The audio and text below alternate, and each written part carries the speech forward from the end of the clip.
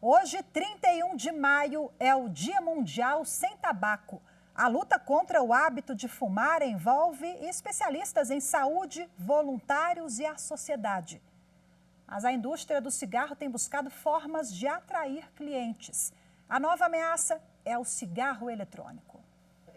Dona Francisca é de uma época em que os comerciais de televisão estimulavam as pessoas a fumar. O vício veio ainda na juventude. Foram mais de 40 anos dependente do cigarro. Mas durante uma visita ao hospital, ela viu uma cena que chamou a atenção e decidiu procurar apoio em uma unidade básica de saúde. A dona de casa entrou em um programa e há 4 meses está sem fumar. Eu decidi parar de fumar porque eu vi uma cena no hospital de base muito triste. Uma senhorinha dos 83 anos e ela estava passando mal, mesmo no oxigênio, que ela estava na emergência e passando mal. Aí eu perguntei à acompanhante dela o que ela tinha. A acompanhante falou que o médico já tinha desenganado por conta do cigarro, que ela fumou muito tempo e já tinha atingido o pulmão dela. Ela estava com efizema pulmonar, então não tinha mais jeito. O tabagismo é reconhecido como uma doença crônica causada pela dependência à nicotina.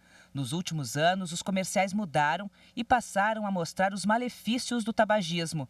As campanhas de conscientização apresentaram resultado positivo. Segundo dados do Instituto Nacional do Câncer, o consumo caiu 65% de 1980 a 2010. Mas agora um novo problema relacionado ao tabagismo chama a atenção: os cigarros eletrônicos. Eles são coloridos, costumam ter sabores e não têm o cheiro do cigarro tradicional. O produto foi desenvolvido pela indústria tabagista para atrair os jovens e burlar as campanhas contrárias ao fumo. Em 2009, a Agência Nacional de Vigilância Sanitária, a Anvisa, proibiu a importação, comercialização e propaganda desse tipo de produto. O processo para regulamentar o uso de cigarros eletrônicos ainda está em andamento. Apesar disso, é fácil encontrar os cigarros eletrônicos para vender. A polícia tem feito operações para apreender o produto. Nesta segunda-feira, uma ação da Polícia Federal apreendeu material em Brasília. Essa médica explica que o cigarro eletrônico também é cheio de substâncias tóxicas e gera partículas finas que conseguem ultrapassar a barreira dos alvéolos pulmonares e ganhar a corrente sanguínea. O cigarro eletrônico, ele faz tão mal quanto o cigarro normal. Nós já temos documentado pelo menos 80 substâncias que são danosas para o organismo. Dentre elas, substâncias com potencial explosivo, substâncias aditivas da indústria alimentícia e substâncias cancerígenas, né? Que alguns dizem que, mas tem menos substâncias do que o cigarro. A questão não é quantidade, é qualidade. Se você está em contato constante com substâncias cancerígenas, você está na reta para desenvolver um câncer em algum momento da sua vida. Bom, e para repercutir o assunto, eu converso agora ao vivo, de forma remota, com o doutor em saúde global e sustentabilidade pela Universidade de São Paulo, Jordão Horácio. Olá, Jordão, seja muito bem-vindo. Boa tarde para você. Boa tarde, Rafaela. Boa tarde aos telespectadores. Esse é um dia muito importante, é uma data para reflexão, né? Para a gente chamar a atenção sobre a importância desse tema. E aí eu queria que você falasse para a gente agora, resgatasse um pouco em linhas gerais, quais são as políticas públicas que estão sendo implantadas pelo Brasil ao longo dos anos e as mais eficientes para a gente combater o tabagismo. Historicamente, o Brasil é um case de sucesso, né? Tanto no âmbito nacional quanto no âmbito internacional. Então, nos últimos anos, o Brasil foi um dos poucos países que conseguiu cumprir com as metas determinadas pela Organização Mundial da Saúde e pela Convenção Quadro de Controle ao Tabaco, atingindo índices bastante interessantes, né, como foi dito aí na reportagem. E aí, muitos vão se lembrar, né, que antigamente nós tínhamos propagandas de cigarro, né, na televisão, eventos culturais, patrocínio de esportes, e tudo isso não existe mais. Então, isso foi determinante para que não seja tão atrativo para um determinado segmento da sociedade, que é o mais visado pela indústria e por isso deve ser mais protegido através de políticas públicas, que são jovens.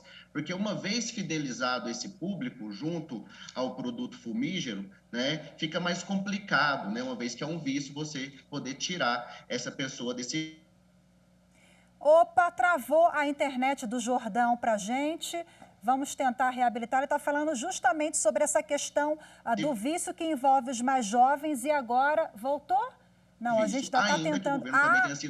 Jordão, caiu a sua internet, então a gente vai resgatar só o finalzinho da sua fala. Agora voltou o sinal. Você vinha falando sobre a questão dos jovens, né? Sobretudo os jovens que agora vêm se aproximando de um outro inimigo, vamos colocar assim entre aspas, né? Os antigos, a gente se lembra daquelas propagandas de cigarro que foram abolidas, não pode mais, mas hoje temos o cigarro eletrônico. Vamos aproveitar e falar um pouquinho dessa questão? Acho que travou de novo a internet do Jordão, mas eu queria falar com ele justamente sobre essa questão que nós abordamos na reportagem do cigarro eletrônico, que ainda falta uma regulamentação no país.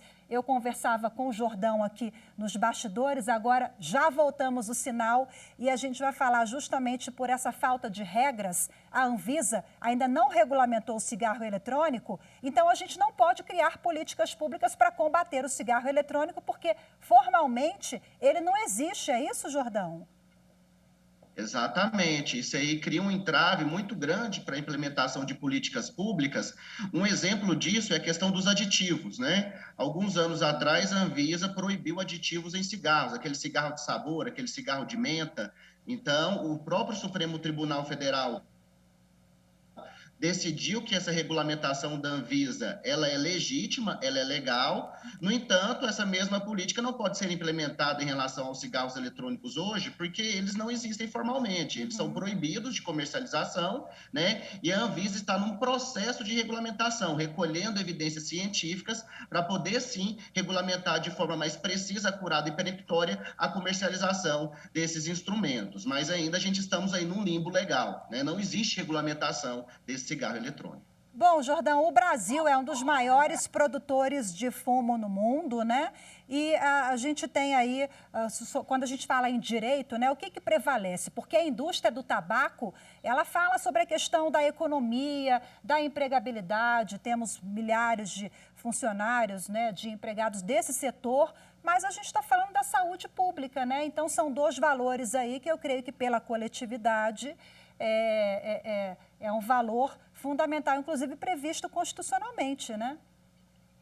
Sim, sim. Quando a gente fala de um regime jurídico administrativo ou de um regime jurídico de direito público, nós temos um princípio muito caro, que é o princípio da supremacia do interesse público sobre o privado.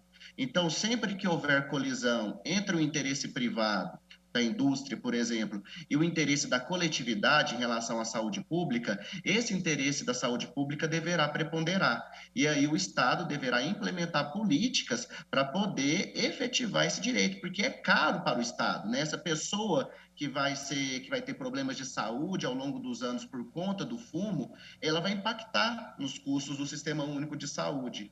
Então, até mesmo nesse sentido, é necessário implementar políticas especialmente preventivas, né, para coibir esse vício. E aí uma das práticas também que são bem interessantes é estimular os pequenos agricultores, né, a agricultura familiar, que hoje produz tabaco, a diversificar a sua produção, indo para outras áreas, para não ficar dependente dessa comercialização junto à indústria do tabaco.